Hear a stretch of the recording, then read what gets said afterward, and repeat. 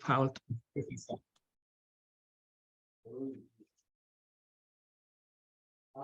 Thank you, Faduma. It is a pleasure to be here. I'm so happy to see everyone who's come out for this really important conversation between community and labor about the decade. I'm Rosemary Powell, Executive Director of the Toronto Community Benefits Network, a proud community labor coalition standing in allyship to advance the movement for good jobs and economic opportunities for investment in urban development and public infrastructure for Black, Indigenous, and equity-deserving groups. We have an exciting and engaging conversation today with experts from labor and community, as well as an opportunity for you all to engage within the chat. Please light up the chat tonight.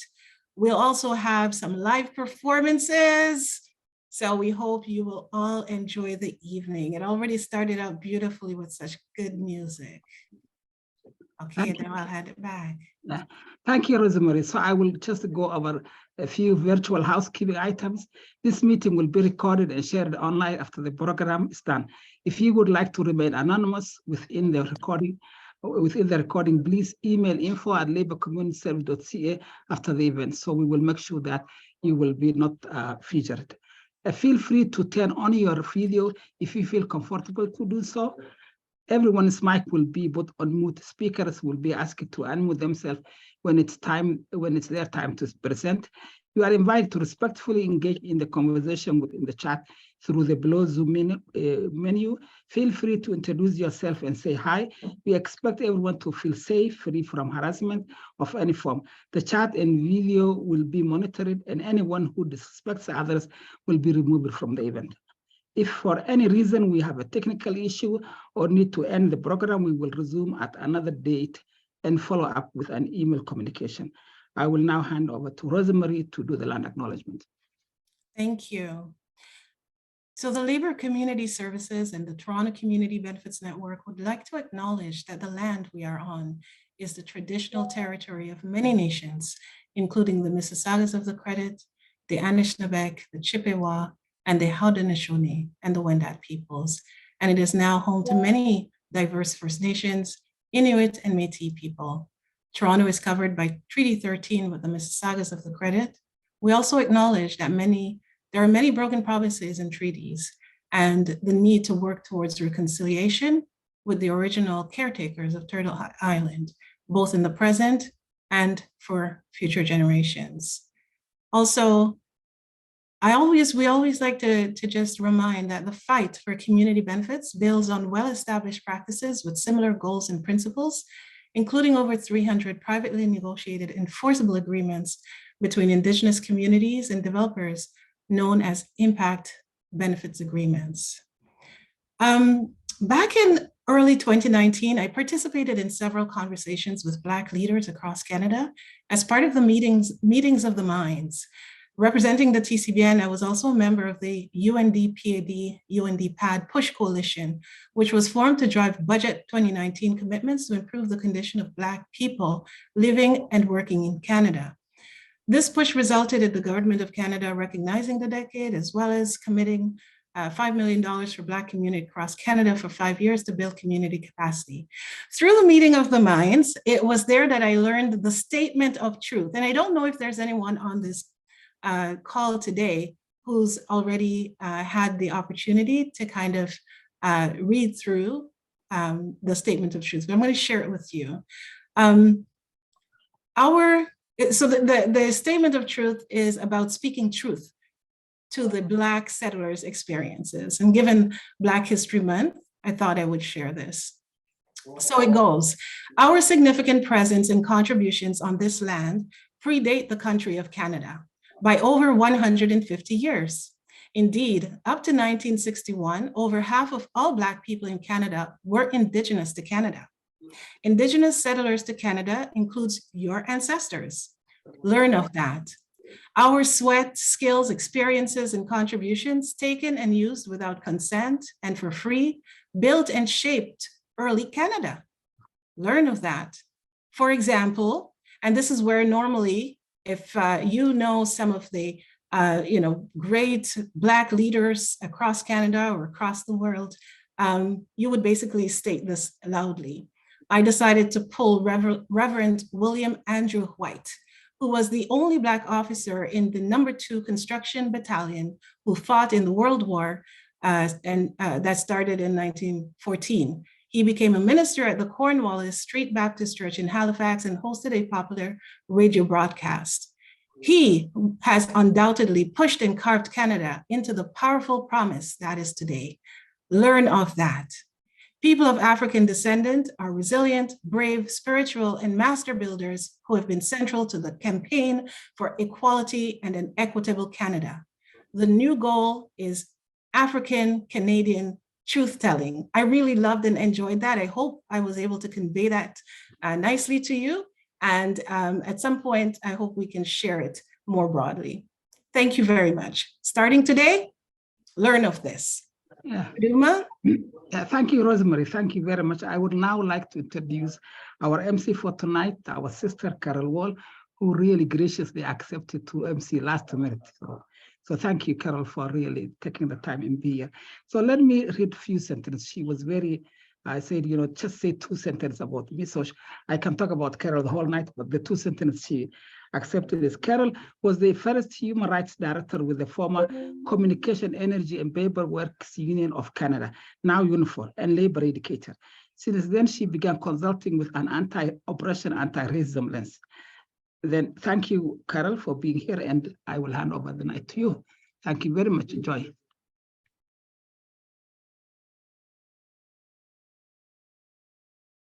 Carol, you are on mute. Carol, you have to unmute yourself. You would think by now I would know this. Thank you so much, Paduma. And it's an honor for me to be here with all of you. So thank you for having me. And we're going to start this off the way we began, with music. And I'm going to hand it over to Nigel, who will introduce himself and what he's going to perform. Over to you, Nigel.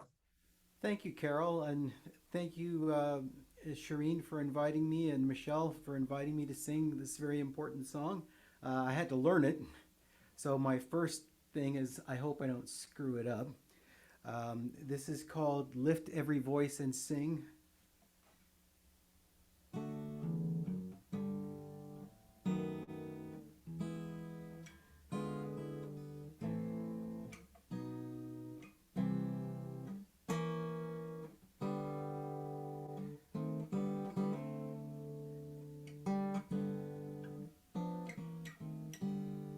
Lift every voice and sing till earth and heaven ring, ring with the harmonies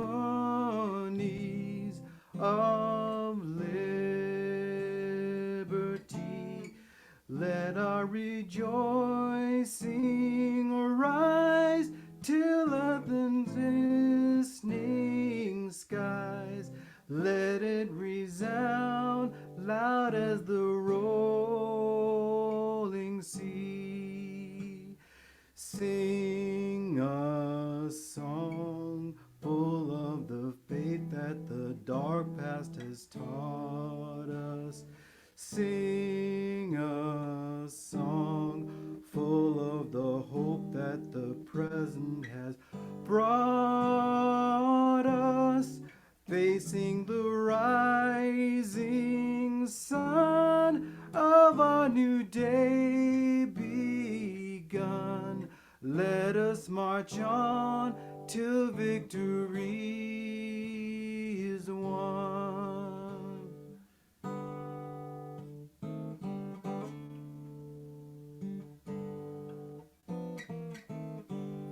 Stony the road we trod, bitter the chastening rod, felt in the days when hope unborn had died, yet with a steady beat have not our weary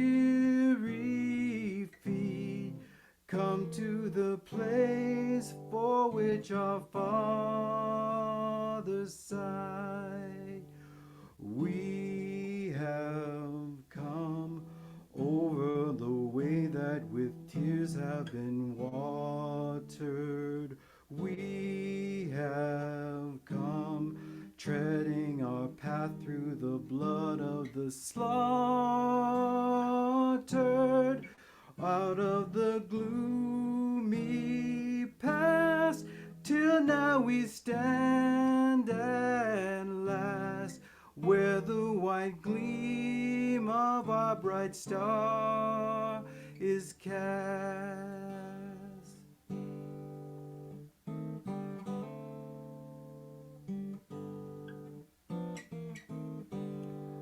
God of our weary years, God of our silent tears, Thou who hast brought us thus far on the way, Thou through Thy might led us into the light. Keep us forever in the path, we pray, lest our feet stray from the places, our God, where we met Thee, lest our hearts, drunk with the wine of the world, we forget Thee. Shallowed beneath Thy hand, may we forever stand, true to our God, true to our native land. True to our God, true to our native land.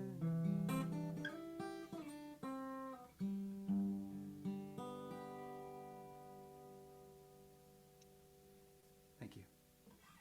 Thank you, Nigel. That was amazing, amazing performance. Thank you so much for starting us off so well. And now I want to welcome the chair of the Labor Council Services Board, Abdi Hagi Yusuf of the Canadian Union of Postal Workers, for opening remarks. Abdi? Thank you, Comrade Carol. First, I want to thank Faduma and Rosemary, the staff of TCPN and LCS, for their hard work, for organizing this important event, and for connecting the labor to the community to do the right thing to improve the lives of Canadian communities. Good evening, friends.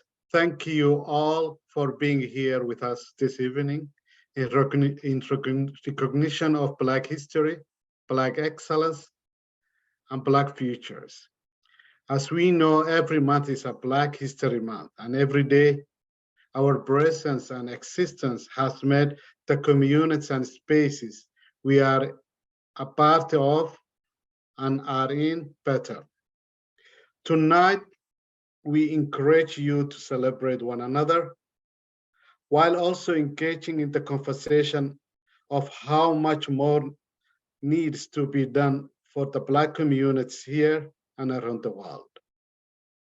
The United Nations General Assembly proclaimed 2015 to 2024 as the International Decade for People of African Descent, citing the need to strengthen the national and international cooperation in relation to the full enjoyment of economic, social, cultural, civil, and political rights by people of African descent, and their full and equal participation in all aspects of society.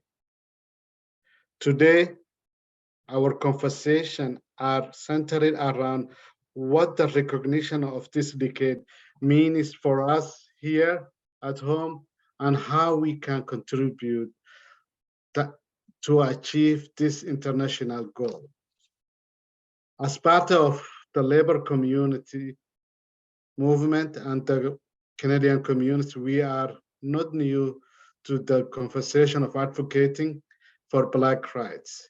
We owe it to the generation before us, we owe it to ourselves, we owe it to one another, and we owe to our futures to continue. fighting for what's right. We are making a difference, and what we do does have an impact in every day. So I thank all of you again for being here in celebration, reflection, and power. Have a good evening and enjoy the celebration. Back to you, Sister Carol. Thank you, Abdi, for those opening remarks. And it's my honor to introduce our keynote speaker, Hodan A. Mohamed, for incredible remarks that she's going to make. Hodan is a senior UN fellow for the people of African descent and a policy consultant. She has over 10 years of professional experience theorizing, developing, and implementing design thinking, focusing on gender and racial equity, community engagement, youth justice, and consultative leadership. Welcome, Hodan. The floor is yours. Okay. Good evening, everyone. It's a pleasure to be here. I used to be a union president for a local union in Ontario, so it's really coming back home, I guess, to be in this evening with all of you. So my talking point will primarily emphasize why, from a labor point of view, adopting an intersectionality framework to analyze and address the multiple forms of discrimination based on race and other grounds that people of African descent experience in this country is critical to the conversation if we want to have a conversation around labor rights, employment equity, union, and in relation to the Black community collectively and overall a national conversation. What I will do tonight is I'm going to give you a quick overview of the decade for people of African descent. Why does it matter? How is it impacting us? How can we engage in this conversation? And then linking that to more of a national conversation, the Canadian lens within the decade, and in relation to the labor movement and what I will recommend, or what I will suggest to the union and labor movement present this evening. So in December 2013, the UN General Assembly adopted resolution. So when the United Nations adopt a resolution, it means that it was no need to vote on it. So it was unanimously adopted, which proclaimed the between 2015 to 2024, an international decade for people of African descent, with the theme People of African Descent, Recognition, Justice, and Development, which were the three key themes within the decade. So the resolution was established with a specific objective for the international decade, specifically to strengthen national, regional, international action cooperation in relation to full enjoyment of economic, social, cultural, civil, and political rights by people of African descent and their full and equal participation in all aspects of society. It was a movement. It came to be, this resolution would not have been possible without the direct activism of people within the CARICOM, which is the CARICOM Caribbean community, which is the oldest surviving integration movement in the developing world. That also included Brazil, Colombia, Jamaica, Puerto Rico. It was a Black movement from those specific countries that really made the decade possible. For North Americans, it was more of a Johnny-come-lately when it comes to this conversation. And within that light, they wanted to have a more of a strengthening national, regional, and international legal framework in accordance with the Durban Declaration and Program of Action and the International Convention on the Elimination of All Forms of Racial Discrimination, which Canada is signatory to, which means that they have a legal obligation to ratify all the different sections within that convention to ensure that they're full and effective implementation. So within recognition, what was really critical to the conversation, or specifically within the theme of recognition, is that to remove all obstacles that prevent equal enjoyment of all human rights, whether it's economic, social, cultural, civil, political right, including the right to development, the right to have land ownership. And that those specific rights were a conversation that was critical to anyone who experienced the transatlantic slave trade all across the Americas, anyone who lived in a settler colonial land. That includes Australia, New Zealand, Canada, and the United States and beyond. And it was to promote effective implementation of national and international legal framework, because a convention is really nothing if it's not being adopted and ratified domestically within a country, in the case of Canada.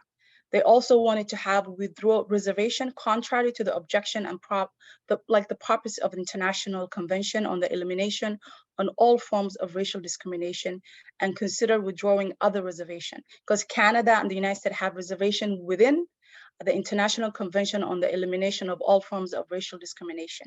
Even though they adopted it, nevertheless, there's a specific reservation that some of the countries, specifically the main 4 settler colonial land, which includes Canada and the United States and Australia, had a bit of a reservation when it comes to this particular convention. So they wanted to have a more of a comprehensive overview of domestic legislation in relation to the decade. So that comes under the justice, ensuring that people of African descent have full access to effective protection and remedies through the competent national tribunal and other state institutions. What does that mean in a practical sense? It basically means that people of African descent in Canada, specifically as we call ourselves Black people in Canada, have a full protection right under the law, that they should not be experiencing racial discrimination, racial profiling, disproportional level of incarceration, because we are overrepresented in the prison system, which I will touch specifically when it comes to specific recommendation around labor, prison labor, and what the union labor movement should be engaged in this conversation, because it is a critical conversation to have. It's about 11 billion in profit that produces out of people who are incarcerated. And since Indigenous and Black people are overrepresented in the prison system, it's a form of slave labor. So within development, it really looked at more of the economic angle. So development included education, housing, healthcare. So a lot of the major categories and the development consisting within the Declaration of the Right to Development, states should adopt measures aimed at guaranteeing active, free, and meaningful participation by all individuals of African descent in development decision-making related to the fair distribution of benefit, that is fair distribution of economic profit and economic benefit within their own country. It also recognizes that poverty is both a cause and a consequence of discrimination. States should, as appropriate, adopt or strengthen national programs by eradicating poverty and reducing social exclusion that take account on the specific needs and experiences of people of African descent, and should also expand their effort to foster bilateral, regional, and international cooperation in implementing those programs. So the decade also looks at how can people of African descent across continent, across nation, can actually build alliances, build movement. What can we as people of African descent in Canada, who has a lot more power and privilege compared to maybe communities in Mexico, which the concept of having Black people was actually recognized as recent as 2017. Like, how can we align and support Black people all across the globe in a way that it benefits the collective rather than privileges those who have privileges within the national framework or the international framework. So within that lens, what I'm going to do is also, I'm going to just put the link, because what I'm really talking about is easily accessible. I know that a lot of time when we talk about international issues, it's a lot of legal jargon. So I try to simplify it. And if you really go into the page, the UN page that has the Decade for People of African Descent, Recognition, Development, and Justice, they really simplified the language and made it as specific as possible without making it too specific, because even though we have a similar experiences of people of African descent around the world, it could be distinct depending on the region, depending on the continent, depending on the history of the people who live in that particular region or continent or country. So they try to make it broad enough that it kind of allows countries to develop it, Black people in these countries to develop what specific to them within their own national framework. If I go back, sorry. So now what I'm going to do is I'm going to just kind of shift a little bit to, now the decade is coming to a conclusion of next year. And one of the key components or activism that took place since the decade became established was really when the Canadian, Black Canadian, and specific credit has to be given to African Nova Scotian decade for people of African descent coalition. Really, they're the one who kind of trailblaze this conversation from a Canadian lens, and as well as then ultimately the UN Bush Coalition, which Rosemary touched on and being a part of it from the Ontario lens, but it was also across Canada. So those two movements, those two groups, or coalition, I should say, made it possible for Canada to take the decade seriously, because Canada is the only Western country that voted or recognized, not just so much voted, but recognized the decade. No other Western country recognized the decade for people of African descent. Yes, London, the UK have recognized it, but the United Kingdom have not acknowledged the decade, and no other Western or developed, so-called developed countries have recognized the decade. So because of the movement within the African Nova Scotian Coalition, the UNDP Bush Coalition overall, the Canadian government had to pay attention, because the working group for people of African descent that came out of the decade visited Canada in 2016, 2017, and they had a meeting with all the coalitions, and they made a specific recommendation. And Canada really loves to have its very positive image, and anything that kind of critique that image of being the best country in relation to the United States is something that in which that they're very sensitive toward on the global stage. And so the Trudeau government recognized the decade finally in 2018.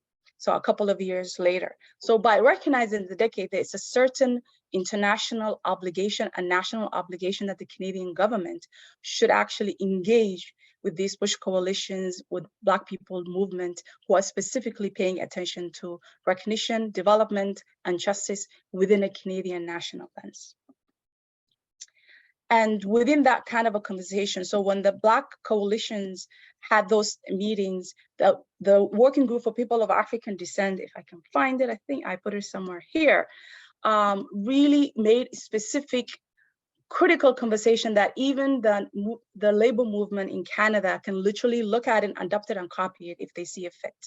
And as you know, last year, the Halifax Declaration came about, which mimics literally the decade and some of the key talking points, including the recommendation made at the working group for people of African descent. So how does that conversation then translate within the Canadian lens, within the Canadian framework? So as you heard the saying, nothing about us without us, it's South Africa, right? The movement in South Africa in the 60s, which is really a Latin slogan that used to communicate the idea that no policy should be decided by any representative without the full and direct participation of members of the group affected by that policy. And that is something in which that people of African descent and Black Canadian, it's something in which is critical to us. Policy are often enacted on us, continue to be enacted on us, but it's not something that we are really driving it or engage directly with government and pressuring the government. And this is where the labor movement can actually have a direct engagement with those of us who are engaged in the decade and working beyond the decade, specifically now that we established the UN Permanent Forum for people of African descent. So the UN Permanent Forum for people of African descent was the ultimate goal when the decade was established. And the Permanent Forum is similar to an Indigenous Issues Forum. The difference in that is that Indigenous Issues Forum doesn't have the same mechanism, empowered mechanism as that the Permanent Forum for people of African descent. So the Permanent Forum, when we were fighting for it to establish it, when we were part of the Zero Draft, those of us who were there almost 2 years ago, we really wanted to have a consultative mechanism that has the power under the UN Human Rights Council to make policy recommendation at the international platform. And those policy recommendations will be voted on at the UN Permanent Forum. When it goes beyond the UN Permanent Forum for people of African descent, it will be voted by actual countries. So it will be brought forward into the General Assembly at the United Nations, and countries will vote for those specific policy that has a direct international and ultimately national impact on people of African descent.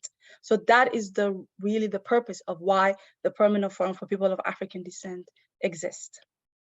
And when the decade comes to an end, the Permanent Forum for people of African descent is really the mechanism or the legal framework that we have to bring forth issues and policy recommendation that is from an economic angle, from a justice angle, from a recognition angle, that we can have those conversations within those space and make direct recommendation, and it's something in which that I will highly encourage the labor movement to be a part of it. The first session was in Geneva in December. The second session is going to be May 30th in New York, and this is where all the policy recommendation since December, including during the session in May and June, will be submitted. So this is the report in which that the permanent members will submit that report to the UN Human Rights Council to ultimately voted on by national countries.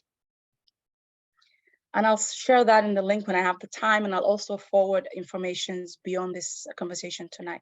So under the recognition, those of us who are involved directly in the decade and the work that we would like to see established, or the recommendations and policy impact that we want to see before the decade is up, under the recognition, what we are really looking for is basically what the working group recommendations and the UN recommendation have made already. And that is basically that recognizing, first of all, acknowledge that slavery and Canada, as part of the British Empire, actively participated in the transatlantic slave trade and the enslavement of African people in this continent, that Black people have been present in this continent, or in Canada specifically, before Canada was a country, since 1605, and Nova Scotia is the birthplace of Black history in Canada, that the government of Canada have failed to acknowledge and apologize for Canada's role in the enslavement of African people and their descendants, which meant that they profited from it, and issue an apology and legally recognize African Canadian or Black Canadian as a distinct group who have made and continue to make profound economic, political, social, cultural, and spiritual contribution to Canadian society. Having distinct identities similar to having at the federal level for Indigenous people or gender, I recognize a woman issue, it has a tremendous impact in the way of how policy are enacted, what are the legal obligations of a country, and not just that, we are not at the mercy of who's in power, right? So the issue is not like you throw $200 million at Black people and say, oh, we've dealt with your issue. No, it means that you have to have a legal recognition at the legislative level, that you have to create a specific department naming African department or Black department that focuses on Black issue. That is really what recognition ultimately we are calling for within the UN decade for Canadian at the national level. And that is an activism or work in which that the labor movement can actually engage with us. And so there is a sense of urgency to overcome structural and systematic anti-Black racism and naming anti-Black racism, because that is a conversation in which that the current anti-racism director department at the federal level, it started as an anti-racism department and ended up being vague department that covers everyone. That's fine. But anti-Black racism is a critical national crisis that needs to be named and addressed at the highest level in this country. So implementing special measures for African Canadian in accordance with the Committee on the Elimination of Racial Discrimination, and which was a recommendation in 2011 on racial discrimination against people of African descent. Also in 2009, on the meaning and scope of special measures in the convention with a view to fostering effective integration at the federal, provincial, and territorial level for people of African descent into Canadian society. So those were the specific measures by the UN, different bodies and different conventions that is being incorporated into the conversation and the work that we are doing. And I believe I share with Habo Fadumo that we are, those of us who are the Black Coalition within the UN DPAT movement or group are working on a policy recommendation that will be published and we will share with all of you that specifically addresses a lot of the categories that I will touch on. And I don't know how long I have, but I'm going to quickly, specifically really touch on, I'm going to touch on the justice system because really there's a need for having a legislative framework to protect the rights of people of African descent as a distinct category, as a distinct group in Canada, develop and implement an African Canadian justice strategy to address anti-Black racism and discrimination within the criminal justice system. So those were specific recommendations that was made by the Working Group for People of African Descent, in which that we will also echo in our upcoming policy recommendation. Abolish the practice of segregations. So looking at the federal prison industry. So this is where really the labor movement should really engage in this conversation. Look into the federal prison industries, which is operated by Corcan, is the company that operates it, is an special operating agency of the Correctional Service Canada, among other activities, where prisoners basically produce office furniture, textile, run construction. So sometimes when you see people working on the construction road, some of them are incarcerated people, right? Who are not earning any living, and many of them are Indigenous and Black people, and Black men and Indigenous men in particular. So having really demanding from the Canadian government to make it transparent, a legislation that really forces companies that profit from prison labor, whether it's furniture company, textile company, construction companies, because those are free, unearned laborers that people who don't have the freedom of movement, who are incarcerated legally, become a property of the state, doing the labor for them. That to me, and to a lot of us, it's really a form of slave labor that should be, the labor movement should definitely engage on. As I said earlier, that about 60%, nearly 2/3, 65% of incarcerated and people in North America are working behind bars, amounting to roughly about 800,000 people. Majority of them come from the United States, because Canada, we are very notorious of never producing numbers, because there's not much of a pressure in one hand, but we don't have the history similar to the United States, where there is a level of research engagement and transparency that forces a lot of statistical data to be published.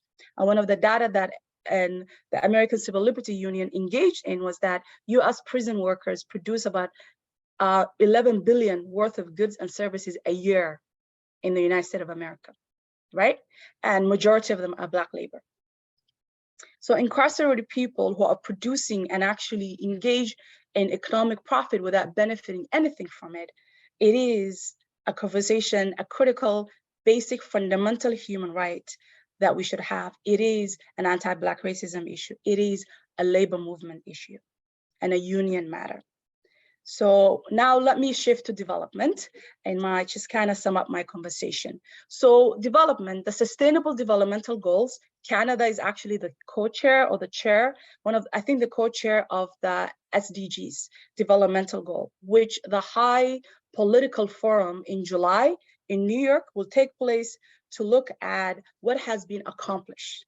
So basically the United Nations Conference on Sustainable Development, through its outcome, the future we want, established that the high-level political forum on sustainable development to look at how has countries engaged in poverty reduction.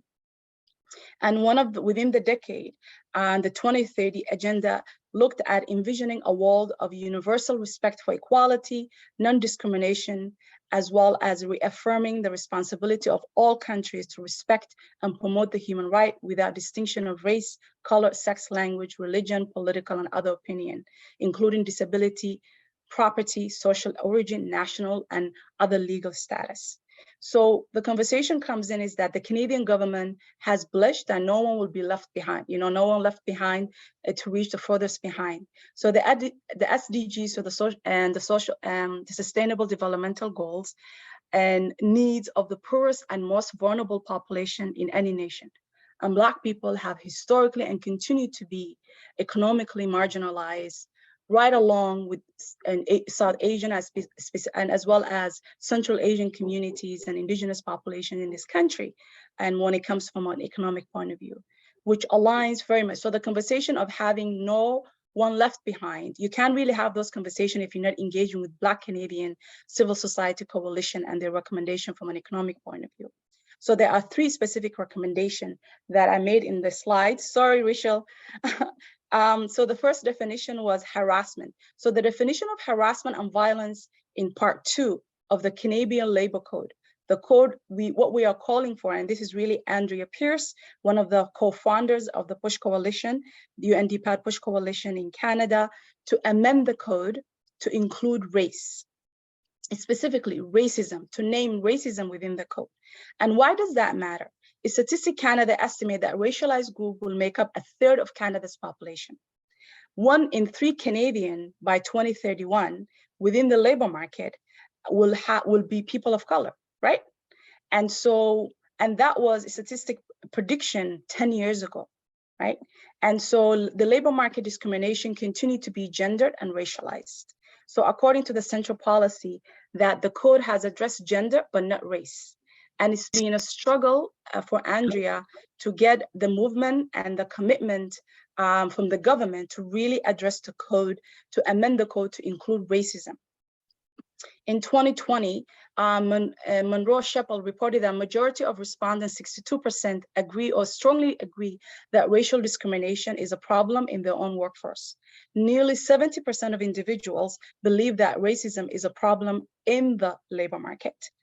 Enviro Institute surveyed that about 40% of those who said they experienced racism, that it happened at work. Second most common place to face discrimination in the workplace is due to racism. And as you know, and based in the 2016 Statistics Canada, racialized people make up almost a quarter of the current workforce and are forecasted to be almost 50% in about 15 years. As a result of the absence of the term of racism, in part 2 of the code, there is no structural mechanism to investigate and resolve racial discrimination claims at the workplace as there is with gender. Employee facing racism at work should not be forced to file a lawsuit or human rights complaint to receive fair treatment, which is often financially burdensome for racialized people. A good example is the class action lawsuit against the federal government by Black federal employees. So according to Ontario Human Rights Commission, there are many cases where litigation are costly and are not taken seriously. Anytime a Black person brings racism discrimination to the Human Rights Tribunal, it's extremely unlikely that their case will be adjudicated and let alone taken seriously. And so what does the inclusion of racism in the definition of harassment and violence in part 2 of Canada's labor code entails? It becomes legally binding on employer to provide recourse in instances of racial harassment in the workplace. So that is why it's really critical for labor movement and union to really support this call.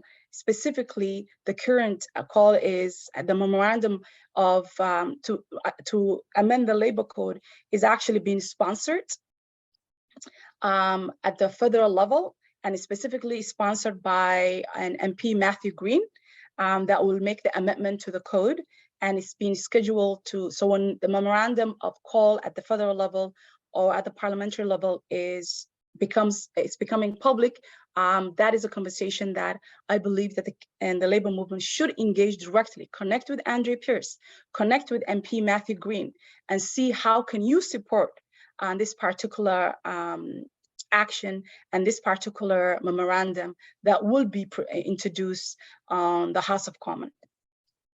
And the last one that I wanted to touch on is ratify the International Convention on the Protection of the Rights of all migrant workers and members of their families.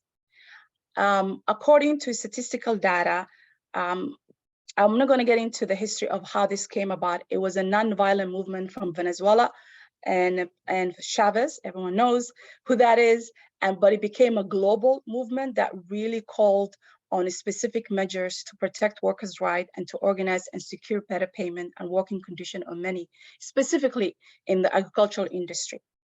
So the 5 fundamental principles and right to work is freedom of association, the right of collective bargaining, something that all of you guys are familiar with, freedom of association, forced labor, elimination of all form of forced or compulsory labor, child labor, effective abolition of child labor, discrimination at work, again, racism at work, occupational safety and health. So those are the 5 fundamental principles when it comes to the International Convention on the Protection of the Rights of all migrant workers and members of their families. So now, how can we engage in this conversation with labor movement in Canada?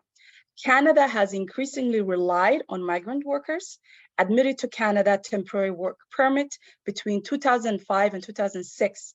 It increased from 99,000 people admitted to 112 plus. That is a 13% increase. As of 2020, up to 645,000 work permit has been given between January and October 2022, nearly 4 times more than 163,000 issued on the same period at the height of the pandemic in 2021. So the reliance on migrant workers admitted to Canada on temporary workers, it's harmful. It means that the measure will face in a way that they don't have the same recommendation that and the same protection as people who have a legal status. Canada has a history since the 1940s of bringing people, specifically skilled farmers from Jamaica, to come into the country to do the labor, not allow them to have any legal status, cannot bring their family, and then kick them out. It wasn't until 1970s with nurses and caregivers from different Caribbean countries, with the removal of the discriminatory code immigration under the Senior Trudeau, that a lot of people were able to come into this country through that funnel instead of the typical work permit. So what I would recommend coming from a national or labor national movement is that the Canadian government should make pathway to residency and citizenship available to seasonal workers to protect them from exploitation.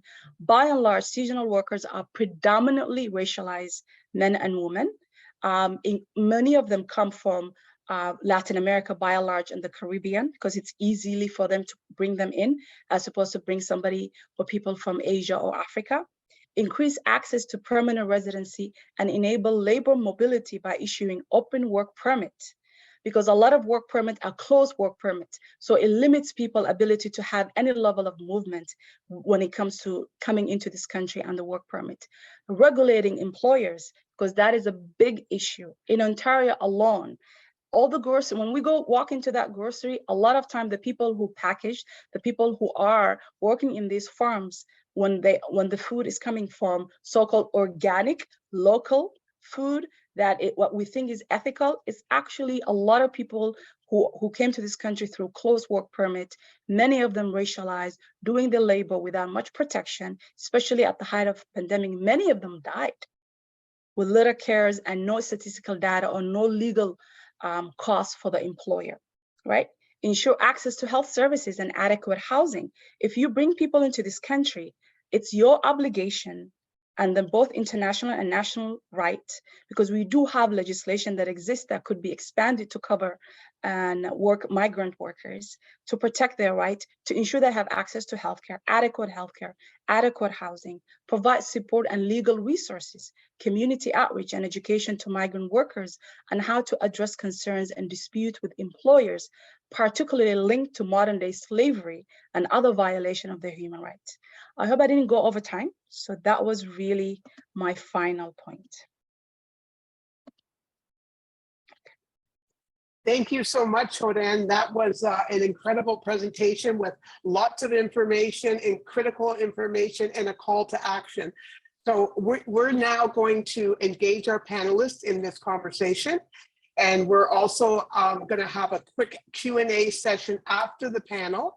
And we welcome your questions and or comments. And as Rosemary said, light up the chat with your questions. And any questions will be addressed during the time. Sharon Simpson will be relaying the questions to the panel and Hodan, and we will make sure that we try to answer as much as possible. So what I'm going to do now is actually introduce the panel. And then after I introduce the panel, I will start by asking a question to the first panelist. So let me start with Christine Maclin.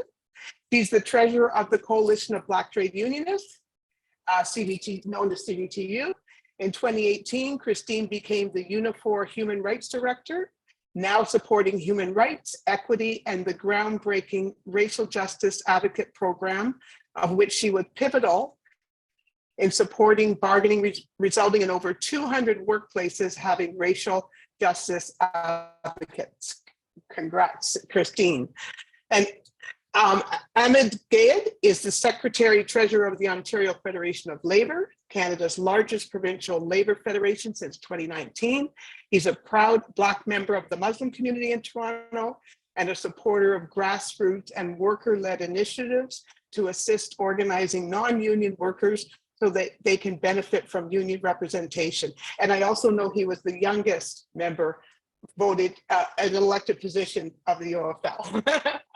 I don't know if he still feels that way, given the work that you have to do. And Andrea Babington, our dear sister Andrea, is the president of the Toronto and York Regional Council, representing over 220,000 union members. She is the first woman of color to sit as president and is fighting for a just economic recovery from the COVID-19 pandemic and beyond. Equality and justice for all workers, growing the labor movement by increasing union density, and fighting for climate justice to ensure a future for all our children. So we've got incredible panelists. We do apologize that Larry Russo of the Canadian Labour Congress is not able to be part of the panel, but we look forward to hearing from him in the future. So let me begin with Sister Christine. And I'm going to open up the conversation with you. And as part of the Coalition of Black Trade Unionists and your experience in fighting for human rights, what are your thoughts on the significance of the International Decade for People of African Descent? Well, I'll start with it's long overdue. The bottom line is Black communities, Black people globally have generated the economy for countries all across this globe. And it's through exploitation, the extraction of resources, the abuse of our labor and making it free, and the exploitation of our peoples. And I think that it means a lot to me because, you know, I just think of it like we talk about it like this exploitation was so long ago, yet it's still happening here today. You know, we can talk about, you know, within trade unions, but we have to really look at it as the ability to work. We give our labor so that we can earn money to live our best lives, so that we can feed our families, so that we can have roofs over our heads. And those are the types of things that have been taken away and are still being taken away from many Black people across this globe. So I like the fact that it's being recognized. I think that that's a starting point to recognize it, but I think there's still a lot more work that needs to be done. I think, you know, a lot of people look at declarations and they look at it as a nice big shiny piece of paper, kind of like our contracts. But if you don't implement it and you don't have implemental change, then it doesn't mean anything and isn't even worth the paper that it's written on. And I think the fact that we're going into the last year of the decade, and there are some things that have happened, but let's be honest, it's not instrumental. We're still seeing Black bodies being killed every single day, exploited, undervalued, underappreciated, and not given the same resources and provided the same opportunities. And that's a problem. You know, I'm really proud to be here as a representative of the Coalition of Black Trade Unionists. And obviously I am in awe of you, Carol, because you are like the femtoy that I've never got to meet as through our existence in our organizations, but you paved the way so that someone like me could be where I am. And that's the first piece, right? We have to recognize all of the people that have paved the way, but we need to take that responsibility with a great responsibility and push forward. And that's why CBTU, the Coalition of Black Trade Unionists, for me, is instrumental. I'm honored to be the treasurer for the whole whopping maybe 3.5 weeks of it, is it? I've been with it for 3.5 weeks, but I have been a member for years because my father was a trade unionist, but not an activist. He went to work every day and provided for his 6 children. And my father's introduction to the reality of the world of racism was through the agricultural workers, the Jamaican agricultural workers that would come here, and we'd go to a send-off party. And, you know, I remember the one time my dad taught me humility. And this is Black workers that come here for 10 months out of the year, farm our food and provide for us and are expendable to these employers. And I remember going to the send-off party and I said to my dad, I have to go to the bathroom. And it was in like a little trailer. And I was like, I'm not going in there. That's nasty. And my dad said, you better humble yourself. You better humble yourself and have more respect for people. That was my first lesson as a very young child, to be of humility, but also to understand how everyone is not treated the same. You know, in Canada, when you look at trade unions, and the Coalition of Trade Union is a collaboration of unions all across Canada, but we're affiliated with an international coalition of Black trade unions, which is over 50 trade unions. And we have a big convention, we come together, but it's about that collaboration of action that is so powerful. And this is why the United Nations Declaration for People of African Descent is so important, that we need to move and shake across borders that were created to keep us apart. And the Coalition of Trade Union really represents a huge density of Black workers, because in Canada, Black workers actually represent almost 37% of our population are unionized workers, 37%. Yet if we look at people that are non-Indigenous, non-racialized, non-Black, there's only 34% of the population that actually are represented within unions. So it shows you that Black people are instrumental at unionization, about making change, about raising wages, even though we are the most exploited within the economy. I want to kind of talk about some of the things that like I think are really, really important for me is when I look at like food insecurity, when I look at how that's impacting our community. As wages don't go higher and they're freezing, then we are the most impacted. Through COVID, it was our communities, Black communities that were impacted. This declaration has to look at everything.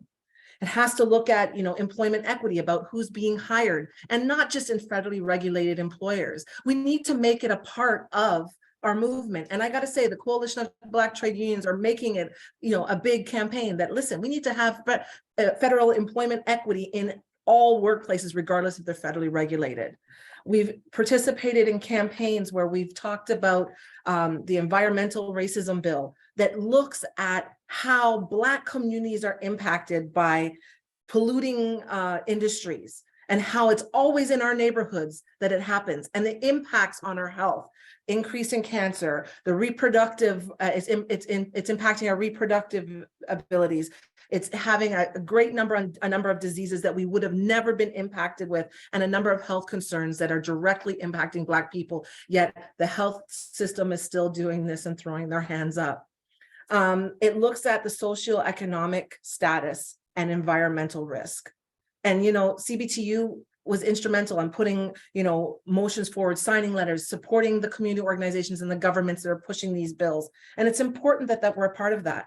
And I heard in the previous speaker about, the human rights and how dangerous harassment and discrimination is in the workplace. I know in my introduction, the racial justice advocate was introduced in my union, not because it was a great feel-good situation. It was because of my father's experience of racism in his workplace. A 38-year auto worker that his daughter had to go and see my father have to fight his way out of a change room because of racism, anti-Black racism. And that for me impacted me. And so in my role, in my privileged role as a human rights director, I was not going to let it fall to short. So the racial justice advocate has been bargaining in 200 workplaces, big organizations, big companies, and we're not done. And it's open to all trade unions. It's a Black, Indigenous person of color that is helping our members through this process, because they're not coming to the unions. They're not going to the employers. And the human rights tribunals and commissions is difficult. But it's a shame that Manitoba introduced and the Supreme Court allowed an attack on the fact that trade unions could not take their complaints to the human rights tribunals. And I got to say proudly that in October of 2022, it was overturned, and it is not going to happen here in Ontario. And I'm proud to be a part of Coalition of Black Trade Union because we are instrumental of putting campaigns together. And I'm going to wrap up because I know there's lots of questions and I got a lot to say, as you can see, but there's some campaigns that we're bringing to our international convention in May. This is where we go across the border of the United States. Human trafficking is a big issue in Canada and the United States. And it's not just Indigenous people. 48% of police reported human trafficking are Black and women of color. There's a problem. We need to combat that. We need to combat the housing inequalities that exist, that Black families are not going to be able to own houses if their wages are not increased and the interest rates keep going up. So we need to combat housing and also support Black communities so that we have affordable, accessible, safe housing. I'll stop there. Okay. Thanks, Christine. Really appreciate it. And so now I'm going to turn to you, Brother Ahmed. Having worked on the provincial level with the Ontario Federation of Labour, what are your thoughts on the decade and its goals? Thank you so much. And thank you so much for that kind introduction. I was the youngest ever to be elected at the OFL, but I think my back and my knees may say otherwise at this point with all the pain they go through. But jokes aside, thanks for the introduction. Let me first start off by saying happy African Heritage and Black History Month event. Happy Black Heritage and Black History Month. This is a fantastic event for all of us to sort of engage together and have this dialogue. Like my sister Christine said, long overdue. I mean, Hodan alluded to this earlier. Canada finally acknowledged the decade of people of African descent in 2018. I mean, 4 years too late, probably even longer than that too late. You know, it's good to acknowledge this decade and even more, because it forces us to have that dialogue. But so I'll start there. You know, the purpose of the decade, obviously, again, was alluded to in the beginning. It was to have some regional, some national, some international cooperation towards having better participation of people of Black and African descent, economically, socially, culturally, civilly, and on every level within our society. You know, so I want to take this opportunity now to ask everyone, like, let's take a moment to think why we're here tonight. Why do we have Black History Month? Why does this month exist? And what does the decade mean to us individually? You know, what have we achieved over this last decade, or in Canada, the last 6 years? You know, that's really what I'd like to think about. And for me, that's what Black History Month is about. It's about celebrating the past, but also building and looking towards the future, creating new history, new Black history, new Black excellence. So I'll take some time to talk about some examples as far as what Black History Month means to me. Black History Month for me means politicizing our issues, politicizing our struggles. There's so many issues that still plague our community. I know we've moved that yardstick or that marker forward on so many levels, but there's still a lot of work to do. So I'll talk about some examples that affect this. The Canadian Charter of Rights and Freedoms states that individuals in Canada are equal before and under the law, and that all should be afforded equal protection and benefit of the law without discrimination. Now, let's ask ourselves, what communities are being policed? If we talk about policing for just a moment, you know, let's look at the criminal justice system. And again, it was alluded to in the beginning, who is incarcerated here in Canada? What is the population of those folks? Black, Indigenous, racialized folks. They make up a good sized population within the criminal justice system, and within you know, the jail houses. And you know, the Black community only makes up about 10% of most communities here in Canada. People of color and Black individuals were 2 times more likely to be faced with violence when confronted by police. Looking at stats back in 2020, Black residents were more likely to have police officers point a firearm at them when even when they appeared to be unarmed, as opposed to some of our white community members. We recognize this as being racist. It's anti-Black racism. It's discriminatory. You know, the over-representation stat, or the disproportional amount of stops and interactions that members of the Black community have. It's a huge issue, especially since, like I said, we make up a smaller proportion of the entire population. And then it's suggested recently, for those of you that live around the Toronto area, it was suggested recently that, you know, the police force have their budget increased by $50 million, while public transit, a system that you know, many people that look like us rely on, has their budgets slashed and cut. And not only that, but they increase the cost of using that public service that should be available for us. So of course we see these issues, and we have to ask ourselves, what is going on here?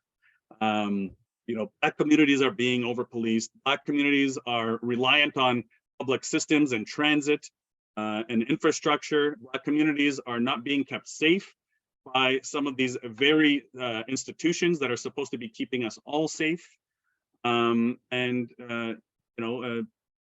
know, it just, you got to give your head a shake when you think about some of these stats. Next example that I'd like to talk about is good jobs. Prior to the pandemic, the Conservative government here in Ontario took away a big win for the labor movement in general, but a big win for racialized and Indigenous and Black people. You know, we won together with community Bill 148, which brought about some historic changes to the labor code here in Ontario, increase in minimum wage, And that would have benefited about 2 million workers here in the province of Ontario. Many of those workers are racialized, are Black, are Indigenous, and they work in areas like hospitality, food service, retail. And during the pandemic, we saw Bill 124 be imposed, which is a wage suppression bill.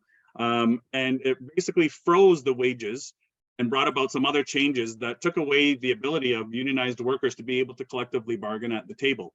Now we ask ourselves, in both of these cases, who are folks that are most impacted by these freezes, by minimum wage? We know it's Black, Indigenous, and racialized folks. The system is built to keep us down. Look at who's working in long-term care, watching over our parents, our grandparents, the seniors that really took care of us, the previous generation. And many of them are Black and racialized women who do this work, that work in long-term care. And a big shout out to a union, SEIU, who represents many of those workers. And they put together a campaign called Respect Us, Protect Us, and Pay Us, because they were called heroes. They weren't treated like heroes during this pandemic. They were treated like zeros. And a final example, again, that was alluded to by Hodan a little bit earlier. Let's have a conversation about migrant workers. There's and a big shout out to the organizations that do great work, like the Migrant Worker Alliance for Change, Justicia, the Agricultural Worker Alliance, and so many others do work around advocacy for migrant workers. Many of the workers that are migrant workers, they come from the Caribbean, they come from South America, they come from Asia. And so when we have a conversation about the inequality that exists, we have to really look at, it's a racial discussion as well. It's a discriminatory racial discussion that we have to have, because most of the folks that are coming are Black, they are brown, they look like us. And so their inability to access justice through law, through employment law, specifically health and safety, their visas being tied to one employer when they come through the temporary foreign worker program. If you have an issue with your employer, essentially you better keep your mouth shut, or you are going to be, probably deported, because essentially your employer is holding your passport and your visa paper. So when you're tied to one employer, it's sort of stripping away your voice and your ability to really stand up for yourself. And so they're treated like second-class workers. I wish they can be, I can say they're treated like second-class citizens. I can't even say that, because they don't have any status, and they're not given status.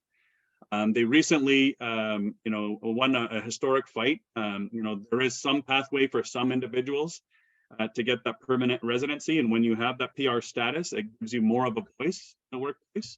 But again, it's not universal. It's not applied to all. So there's still a lot of work to do there as well. And that's exactly why the OFL is, supporting a campaign, a worker-led campaign, a grassroots campaign, a community-led campaign called Enough is Enough. We're turning this into a global movement. I'm sure many of you have heard what's happening in England, where this campaign sort of has taken off. The OFL is working with community. Labor and community go together. So we're working with community. There's a campaign that's been launched, and if you go to the website WeSayEnough.ca, and I'll put that website in the chat in just a moment when I'm done here, but WeSayEnough.ca, if you go there, you can sign up. And essentially this campaign has pillars that everyone, especially communities of color, especially Black and Indigenous people, can see themselves reflected in, because these pillars are pillars that are going to be focused on areas that affect our community the most. The increased cost of living impacts our community the most. Increased cost of housing, the increased cost of food, utilities, stagnant wages. These are all the things that our community is impacted by the most. And so, we're fighting back. We're saying enough is enough. We're making this a global movement, and we really want to hone in on these issues that are important to us, because there is a conversation to be had. When we talk about the day-to-day things, those things really affect us the most. So having the first decade of people of African descent, it's really highlighted the importance and the issues that Black and African communities face. Here in Canada, here in Ontario, and of course globally. We've made some gains, but again, there's still a lot of work to do. So the point of having that recognition is to continue that conversation. We participate economically, culturally, politically, and all of those things that Hodan mentioned. Are we really fully participating to the point that we're equal to everyone else? I say the work's not done. We're not there yet. So there's still more recognition that needs to happen. And if it takes another decade for us to get there, then there needs to be, an extension of this time. I know the Ontario Federation of Labor is willing to speak with communities. It works with like-minded organizations. It works with the Coalition of Black Trade Unionists. We really have to push these campaigns forward. And as Sister Christine said, there was the campaign to fight back the access to the Human Rights Commission. They were trying to take away the rights, the unionized workers' access to the Human Rights Commission. Who's going to the Human Rights Commission? What do those cases look like? And so if they're stripping the rights, we know there's work to be done even within the labor movement. Because, oftentimes a human rights complaint might not be heard if it has to go, for example, through a union. I'm sorry to say this out loud, but it's true.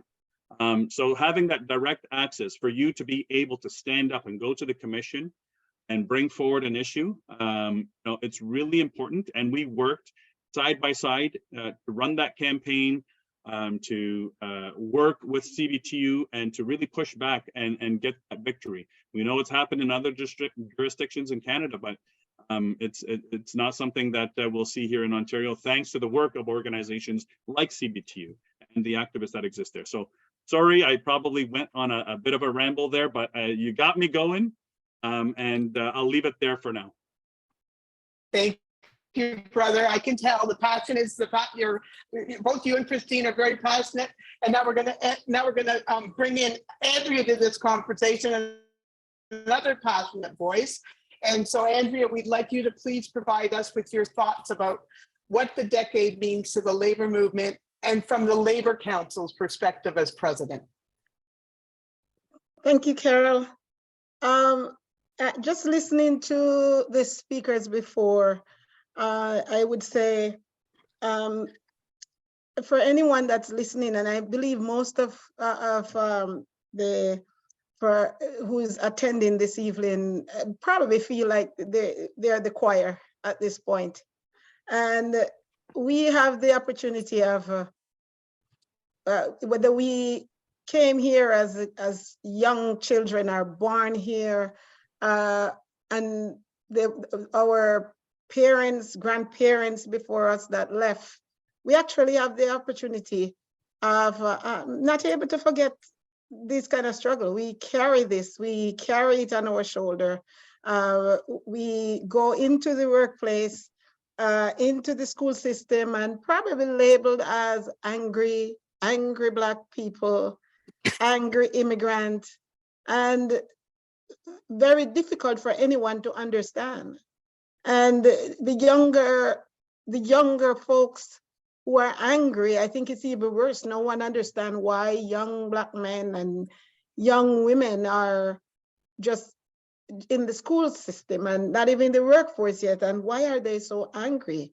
But it's up when they're able to witness and to be able to see their parents and see the struggle that they go through, and parents that have all the potential and go into workforce that life hand to them, just the discrimination and pure hate. That's what the young ones are raised with.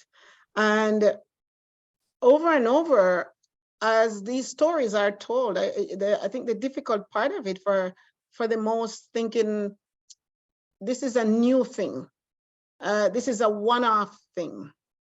And which it's really not. It's, it's fortunate for others that's not able to experience discrimination and racism and thinking it's a one-off and it will get better soon. But we do know that's not the case. We do know that we have to continue to be the choir, even when we don't want to talk about this.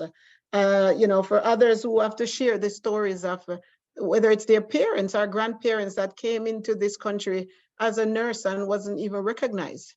Even their voyage coming into this country and wasn't even recognized. Farm workers, as we talk about migrant workers, and we, the slogan, if it's good enough to work, then it's good enough to stay. And sometimes I laugh about it because I know in Jamaica, I remember growing up seeing men leaving, and they're very rarely home. But we would joke about it because they would leave and their partner is pregnant. And when they get back home, the baby is walking. That's how long they left the country. Wow. And some never make it back. Depends on where they work in this country. They die on the street, and it's a form of hate. Someone run over them and so forth. When we, for Black History Month, as we celebrate, it's difficult because we are trying to remind ourselves that we need to lift ourselves up and to be, happy of what others and ourselves have achieved. And it's difficult to do so when we keep looking back at the hurdles and the one that's in front of us. And one of the, I would say, main one right now, even the screening of the Black Railroad Porter. It's another story that, as we, others are still here who are grandchildren that can share those stories of how racism plays in with hard work, and for the ones in the jail, these institutions that minor crime, but they're there for more of a production than anything. And in that case, like it's, we definitely know, and for the Labor Council, as we do the work and try to keep this fight on and the education of it, recognizing that racism was institutionalized hundreds of years into workplace and society. Even though if we're not careful, others want us to believe that this is a new thing.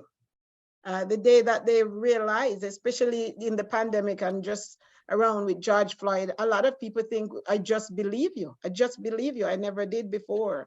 So, we do know this is nothing new for the people that came and the story that's told there. And it's also it's affect our generationally ingrained, and therefore it's going to take more than 10 years to eradicate. And we need more time. That's just not enough. It's not about putting ideas out there for a feel-good ideas, and we think something is happening, and we just move on. It's really not enough time to do that.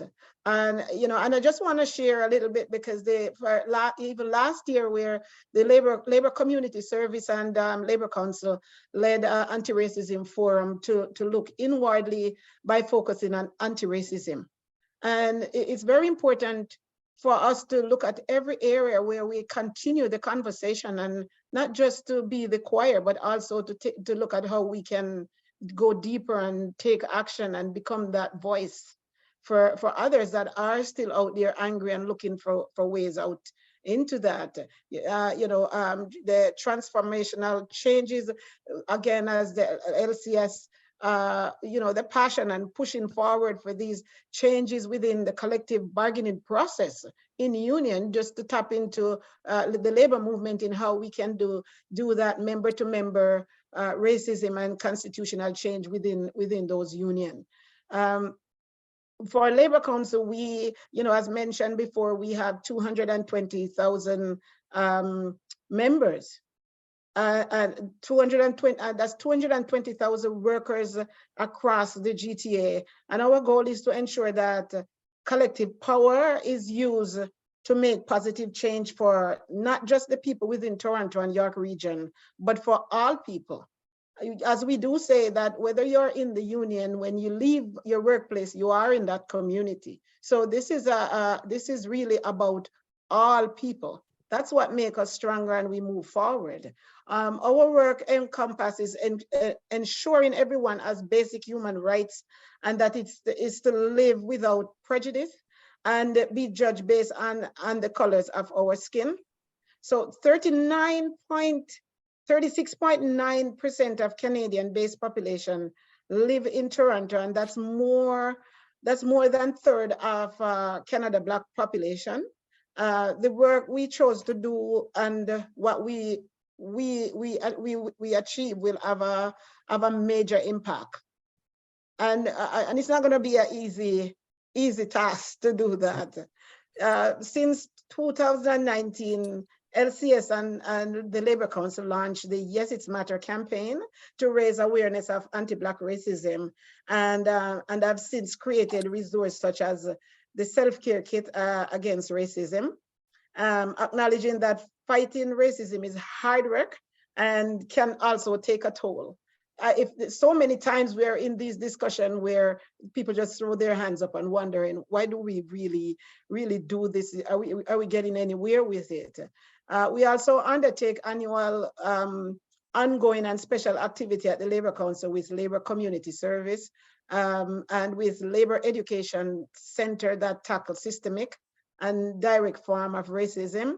We organize the Indigenous and Workers of Color Conference, which give a space to workers of color, including Black workers, to discuss and strategize on issues of racism and equity. And we also give awards to human rights warriors who followed the footsteps of union leaders and racism fighter like Bromley Armstrong. And that's a hard road, and we have to look at ways how to encourage others as they take this fight on, to recognize these fights and to use this as a way of showing others that you don't have to be silenced. It's not about the award, it's really about strengthening each other, that we can continue pushing for justice and equal rights. We educate workers from marginalized communities so they are eligible for good jobs in the construction industry. And we link workers from backgrounds from around the world with good jobs, good service through diverse workers network. For anyone who follow the story, and I think Chris is also on with from the construction trade when the nooses was found at the Toronto construction site. We also work with the construction unions and City Hall to have everyone sign the Declaration of Inclusive Workplace Community and commit to develop policies, program and initiative at every level of the industry to reduce and eliminate racism, intolerance, and bigotry. We offer training to our affiliates on anti-racism, and our leadership institute include discussion about the fight for racial justice. And the Labour Council, we also fight for racial justice. The fight for racial justice didn't just start. We started that fight 75 years ago. But with centuries of institutionalized of racism, we're just beginning. 75 years is just a drop in the bucket. We are far away, and it's far from over on our responsibility to continue to raise awareness and fighting anti-Black racism. Anti-Black racism and equity work need to be embedded in all of what we do. It's also need to have special attention and to pay to it because it's hard. We have to tackle a responsibility as we move for this movement, to tackle it across our movement in our society and with our allies. I just want to say, before we get any further, with having us here tonight and even for the attendees that's here, how special this is, and thanking all the organizers that put this together. It's so important that we just keep moving and keep taking on this fight, whether we have children in the education system or within our own community, or ever so often worried for a person who's pregnant, wondering what kind of world we're going to leave for them. It's so important. So I thank you thanks to all the organizers that's putting this again out there for us to continue, for the call for extension of the United Nations Decades for People of African Descent. Thank you. Over to you. Thank you. And, you know, as long as we have advocates and leaders such as Hodan doing the work she's doing, Christine doing the work she's doing, Mohamed doing the work he's doing, and you, Andrea, you know, we're in for the long haul. We know that. So what I'd like to do now is I just want to thank you for that engaging discussion. And we now want to open up the floor to the audience and bring Hodan into this conversation as well. So we're going to, I'm going to turn to Sharon and let Sharon let the panelists know if there's particular questions, and over to you, Sharon. Thank you, Carol. The first question we have is from Godfrey for Hodan. And Godfrey wanted to know, how can we help Africans with very high level of productivity degrees and community integration, adding great value to Canada, but with immigration issues such as refugee claimants in this, how do we help? So I think refugees coming from the continent of Africa and specific Muslim countries in Asia have always faced challenges. And I think in 2011, the government introduced a limit or cap on applicant refugees, specifically targeting Cairo, Egypt, Kenya, South Africa, and Pakistan. So those are the specific countries in which they targeted. And I believe the Catholic Register, a lot of the Catholic as well as non-Catholic churches who are sponsoring refugees indicated that if you were coming from countries in the continent of Africa, you had a 69 to 68 month wait if your application are even accepted. Unlike if you compare to Ukraine, in less than a year, we have about 1 million Ukrainian refugees who came into this country, and the way that they treated, a lot of the limitations within the legislation when it comes to immigration has completely been removed to accommodate Ukrainian refugees. That is not something that has ever been extended to Black refugees, let alone any other racialized refugees who came into this country. So I think the way in which that we can address this, we can address it from a national point of view. I think maybe the question is about what can we, those of us engaged in the decade, engage in the work around human rights for people of African descent, is to specifically pressure the government to look at its immigration policy, the way in which that they introduce. The unique thing about Canada's immigration is that it's a very ministerial authority. So immigration in this country is very much controlled by the government, by the Ministry of Immigration, but it's not something in which that could be challenged from a legislative point of view, or even from the legal point of view. As a lot of you know that even, and for refugees, when they have a hearing, a lot of times, even though the Canadian government or the immigration office did claim that they are doing better job at it, many of the people who are deciding on these cases and don't have even legal background to decide on these cases. So a lot of time immigration lawyers advocating for their citizens. A good example of that, because I have a lot of lawyers as friends, is that if you are claiming domestic violence or gender-based violence as part of the reason that you're claiming refugee status, if you're coming from European countries, you are highly likely to accept. Your case will be accepted at the refugee hearing. But if you're coming from predominantly African countries, and the largest population was Nigeria and Eritrea and I believe Tanzania, the rate of rejection of your claim for why you want to claim refugees was, I think, over 60% of the cases of Black women were rejected. So there is obvious racial element, and it's much more complicated because the way in which that Black women have been viewed historically, and the denying our womanhood, our humanity, and when it comes to issues of gender violence, based violence. But what I will say is really an advocacy. It has to be at the ground level, at the provincial level, but it's also at the federal level, because immigration are primarily decided at the federal level, decided at the Ministry of Immigration, and putting pressure on it, trying to see how we can address when these statistical data, such as the Catholic Registry of Sponsorship, have released their stats in 2021, saying that if you were coming from the Middle East, if you were coming from Europe as a refugee, you were accepted at a rate between 10 to 15 months. But if you're coming from African countries, you had to wait almost 2 years or more and to be admitted into this country. So I think advocacy is a critical role, having a conversation the way in which that Canadian immigration policies have always been based on desirability, which has a racial element. And when you have 70% of your population white European, it didn't happen by magic. It's always been strategically designed by the way in which that the settler colonial power structure created it, because they considered people coming from Europe as desirable, while people coming from Asia and Africa, it was actually literally named in the 1940s as being undesirable and unassimilable. You couldn't assimilate them, basically. So that concept, that belief system still exists. There was a recent scandal from the Foreign Affairs Office where if you are a diplomat, African diplomat, it's extremely difficult for you to get even visa to attend any of the convention. For example, when you're coming to New York, coming to the United States, coming to Canada, even Geneva.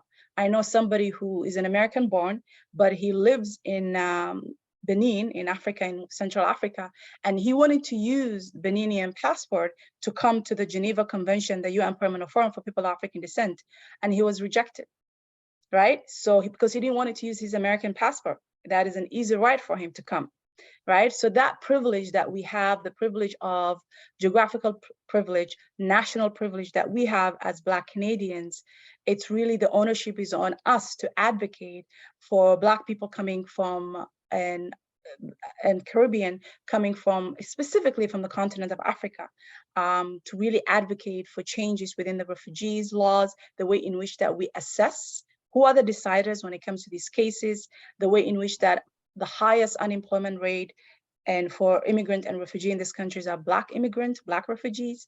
That hasn't really changed. Same goes for Black Canadians. The 2022 Statistic Canada released data indicating that racialized people overall are highly educated, if they have the same skill set, if not more, than their white counterpart, yet they get paid less and they have a higher unemployment. And I remember the Statistic Canada spokesperson said, "We don't know why that is." And I was laughing. I was like, yeah, you don't know why that is? I think we can all guess why that is, right? The racial element and racism that exists. Thank you, Hodan. The next question is for Christine, and it's from Corona. I hope I'm saying your name right. Is there a document or description somewhere of the anti-racism advocate role that you described? That sounds like a very concrete piece of advice. Absolutely, and I provided it in the email or in the chat, but I do want to put a disclaimer on it. That was the original language that we bargained at the beginning in September of 2020, but there is much better language as we've bargained it in, like I said, over 200 workplaces. So I can share that, and I can also provide it to the organizers so that it's there, but there's a kind of template there. But just keep in mind, we can always better language. It's just getting the foot in the door to get employers to agree to language and recognize this role in our collective agreements.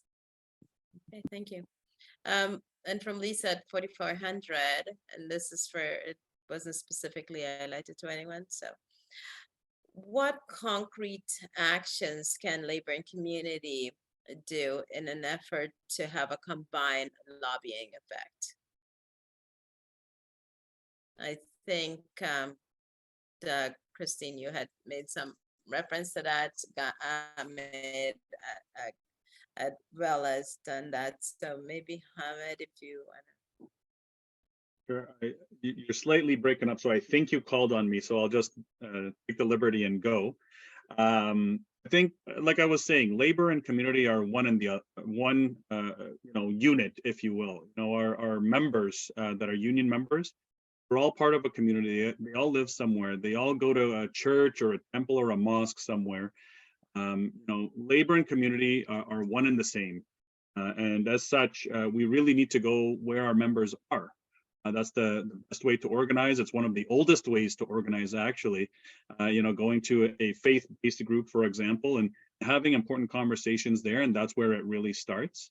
I think that's the best way first to start organizing, but then find our members where they're at. If there's other groups that they're a part of, those are other opportunities for organizing.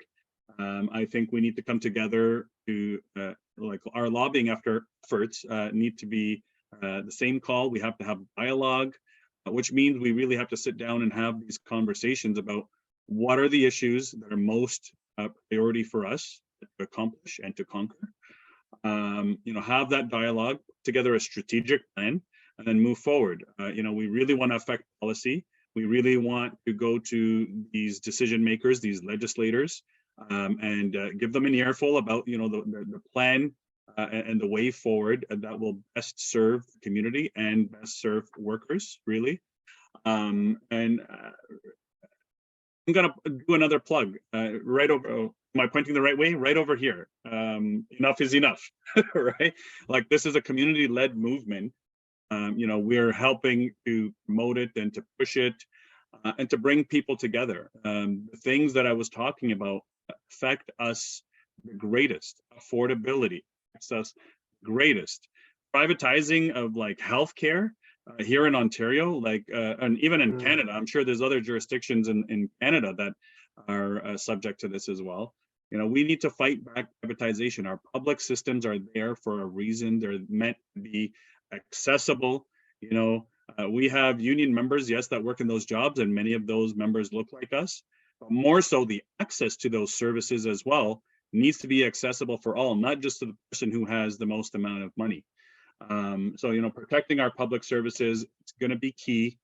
Ensuring, gouging is not happening in people's pocketbook.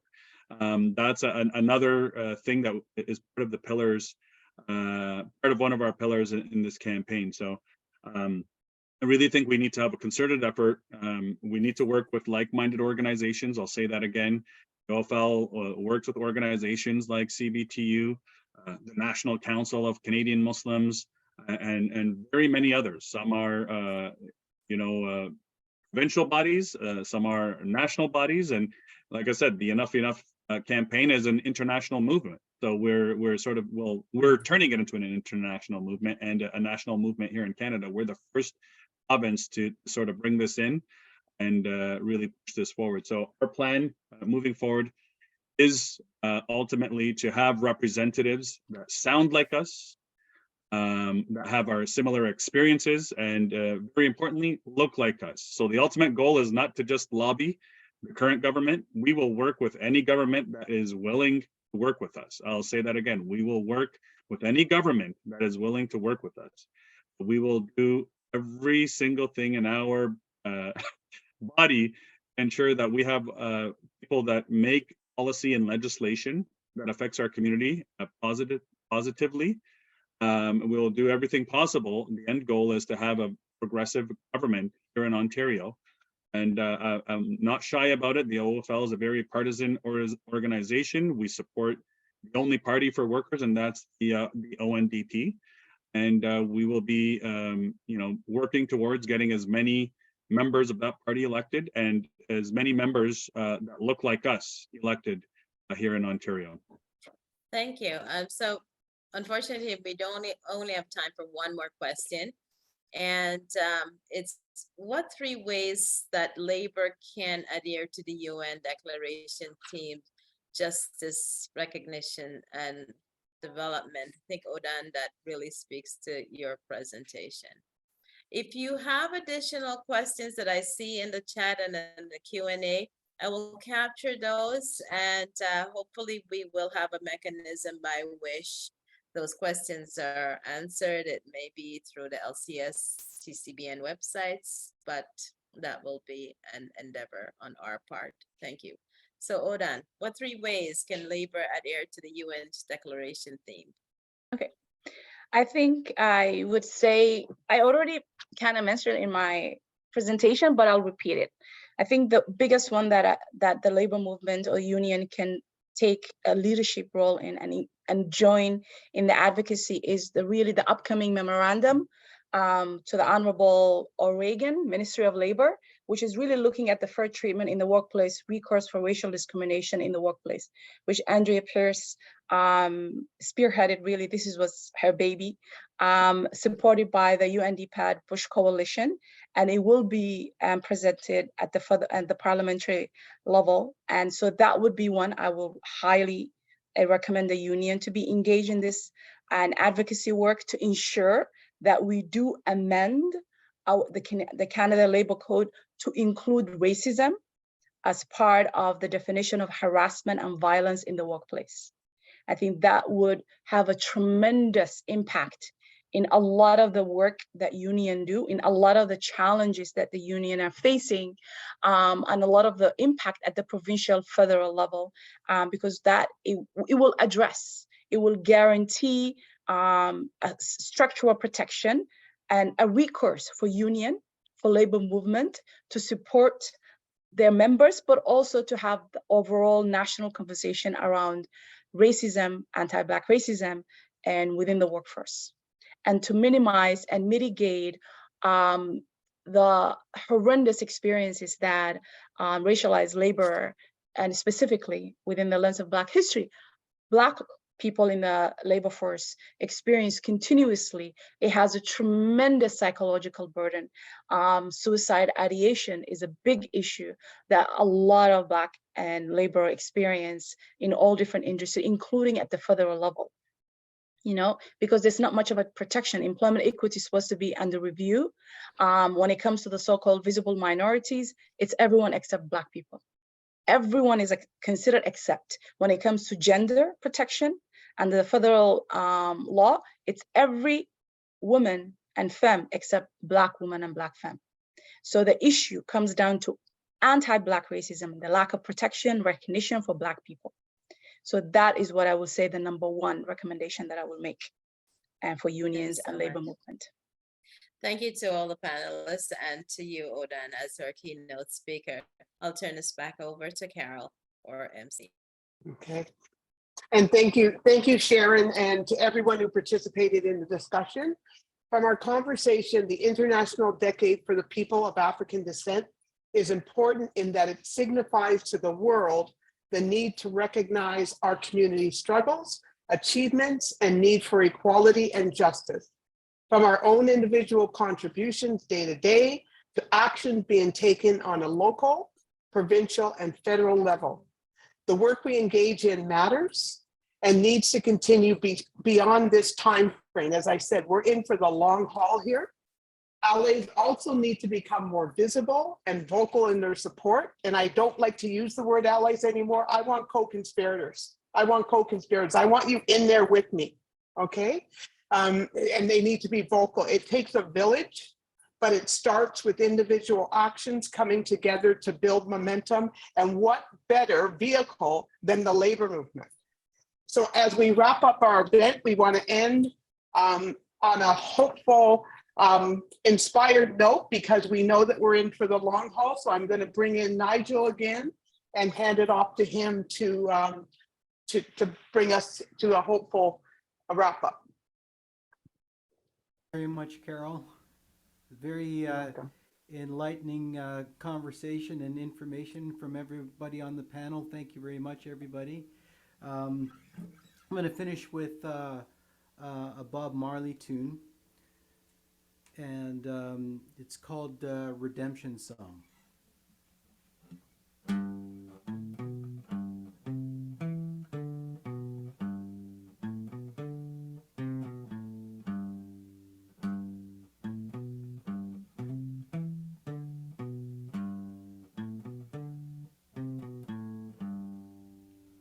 Oh, pirates, yes, they rob I, sold I to the merchant ships.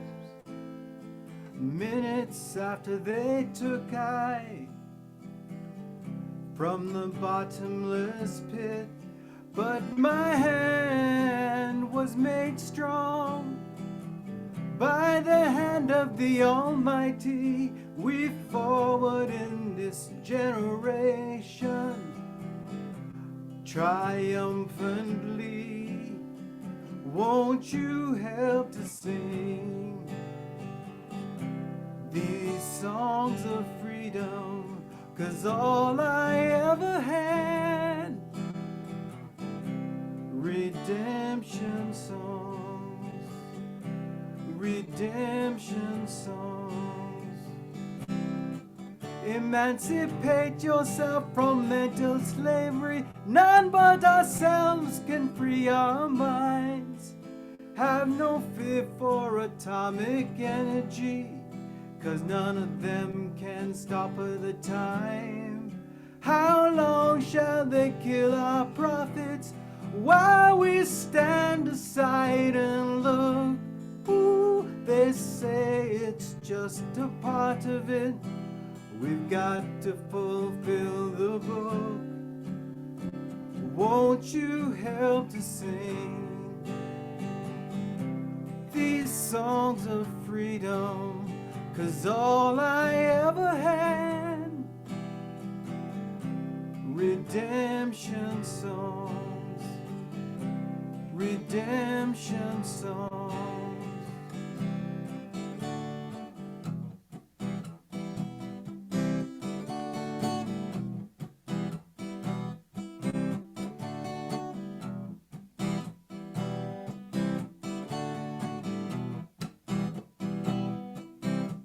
Emancipate yourself from mental slavery. None but ourselves can free our minds. Have no fear for atomic energy, 'cause none of them can stop at the time. How long shall they kill our children while we stand aside and look? Ooh, some say it's just a part of it. We've got to fulfill the book. Won't you help to sing these songs of freedom? 'Cause all I ever had, redemption songs, redemption songs, these songs of freedom, songs of freedom.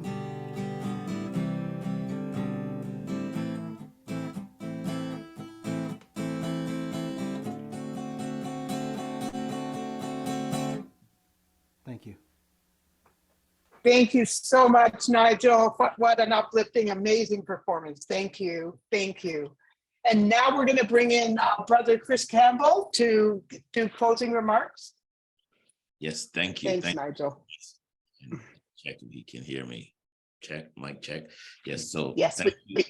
Happy, let me start off by saying happy Black History Month. This is the fourth event I've attended or been a part of in the past day or two. But you know what? Hey, I'm proud of my heritage, my culture, so I'll bend backward to make it happen any day, anytime. I joined earlier and I was all relaxed, listening to Bob Marley and Marvin Gaye, whoever the selectors are. Hey, I enjoyed it. It was good. Fatima, you welcomed everyone and you explained the housekeeping, and thank you so much for that. Rosemary Powell, she's here somewhere with the land acknowledgement and the historic reference to our existence before Canada was formed, right? A lot of folks don't know that we were here before Canada got their independence, and thank you for reinforcing that and reminding us. Carol, the MC, thank you for guiding us through this. I think it's my first time meeting you, so nice to meet you, and you did a wonderful job. Nigel, I love your rendition of Bob Marley. Hey, I'm a Bob Marley fan also too, but I also like, I think it's the second time again, I know it's as many days that I've heard the Black National Anthem. And I see that you're not just a singer, but you're good with the acoustic guitar. So, wow, that was impressive. Thank you so much. Yusuf, with his opening remarks to keep us grounded. Thank you so much. Our keynote speaker, Hodan Mohamed, thank you. You've shared a lot of information with us. You walked us through how the United Nations Decade for People of African Descent got established, because I probably wasn't as informed. So this is good. And I'm hoping other people online have learned a little bit also, and why It's needed. It's needed, and you stressed a few points. Some of them I got because of profiling in our country, disproportionate amount of Black people, Black youth, Black male that are incarcerated in our system. That hits the spot for me because I am the father of 4 young adults, and so I keep my eye on that. And whenever I get a chance to go out and talk to them and encourage them to get into the construction trade, like you see my hammer, I do that any day, anytime. And unfair employment practice, you touched on that, and being a labor leader too, that is something that's near and dear to me. Poverty as a cause of discrimination, yes. The Canadian government finally recognizing the UN Declaration. I see you're very informed on it, and thank you again for sharing it. And you also went on to talk about the resolves, right? Creating a national department to deal with issues of Black people, looking into the federal government labor process, right? The department that does that as it pertains to Black people. And you also gave me stats that I'm just realizing too, where it says 1 in 3 persons in the labor market will be people of color, right? So that is good to know. And you also get into explaining why the labor board process needs to be improved to be more fair. And later on, I think Christina touched on that too, right? You also you can see that as a big issue, and I myself see it as a big issue. So that jumped out at me too. Your vast knowledge of the labor movement was good to see. You also bring awareness to walking us through the struggles of the migrant workers and other folks along the way. In the panel discussion talked about that, the migrant workers, especially from the Caribbean and other places, amongst other points. So thank you. You did an outstanding job. And I thank you for taking time out of your evening to share all this information with us. Now, on the panel, you have 3 panelists who I know for a while, and they're folks that I've probably attended conventions with them too in the past, right? Let's start with Christina Maclin. She talks about the exploitation, abuse of labor, and how much there's still a lot of work to be done.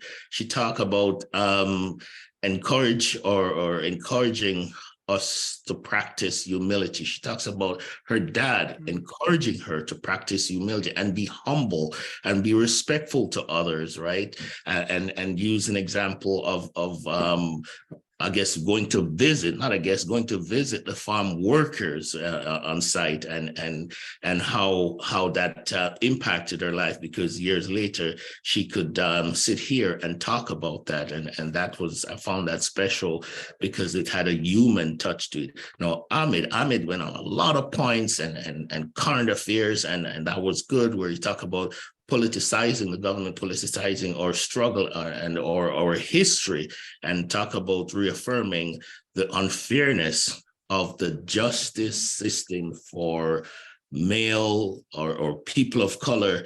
And we all know, because we see it on TV, or we have friends or family who have experienced it. So thank you for that, Ahmed. And he also talking about he talked about who's affected most by the minimum wage. And yes, we are disproportionately the folks who always get the shorter end of the stick. We're always the folks making the lower wage as compared to other groups.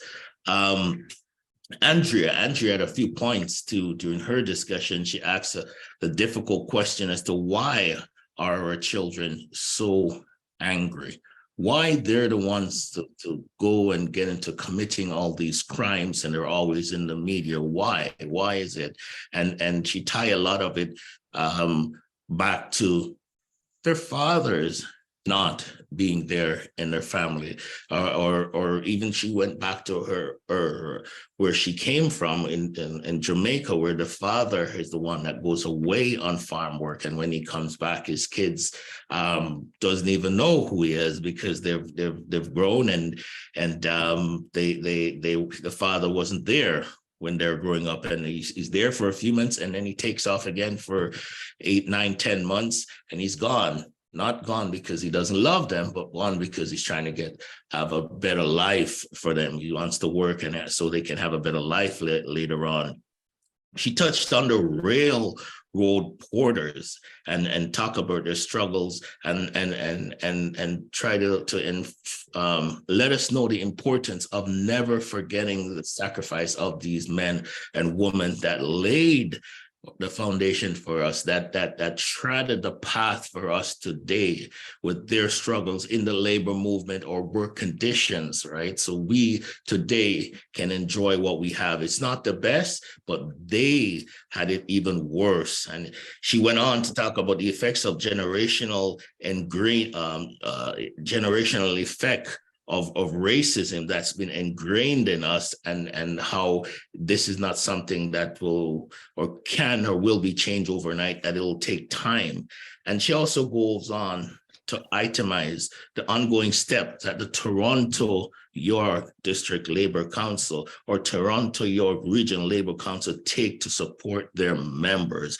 And so they'll have, positive changes in their life or positive work conditions going forward. And I want to thank you. And I want to thank all three of you panelists and the moderator for taking the time for sharing your thoughts and your experience you had in the past with all the listeners that are here. Sharon Simpson, my longtime friend of mine. Thank you for putting it all together, tying it back all together, and answering all the questions, bringing it forward and letting folks know that, okay, because we only have a limited amount of time, we'll try and get back to you later with the answers to the question that you may have. Ladies and gentlemen, happy Black History Month. It was a pleasure being here with you, and I'll turn it back over to Rosemary Powell if you're there. I am. Okay. My gosh, Chris, you are such a great listener and you wrapped it up beautifully. Thank you very much. I'm so lucky to have you as chair of TCBN. Thank you also to Faduma for reaching out to me and suggesting that we ought to have this conversation about the United Nations Decade for People of African Descent. And as Faduma said in the chat, this is just a start of a conversation. We need to do this more, and we're going to look for other opportunities to make sure to continue this. To the organizing team, TCBN staff, LCS staff who worked behind the scenes, this happened because of your hard work and dedication to meticulously move things along. So thank you. And again, to Hodan and the panelists, and the moderation was just perfect. Again, on behalf of the Toronto Community Benefits Network and Labor Community Services, thank you for your work and dedication. Thank you everybody for coming and participating tonight.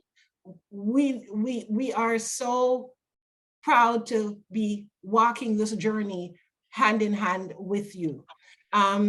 And inspired to be a part of making this difference. So we look forward to hearing more and working with you. Thank you. Good night, everyone. It's a wrap. Happy Black History Month, everyone.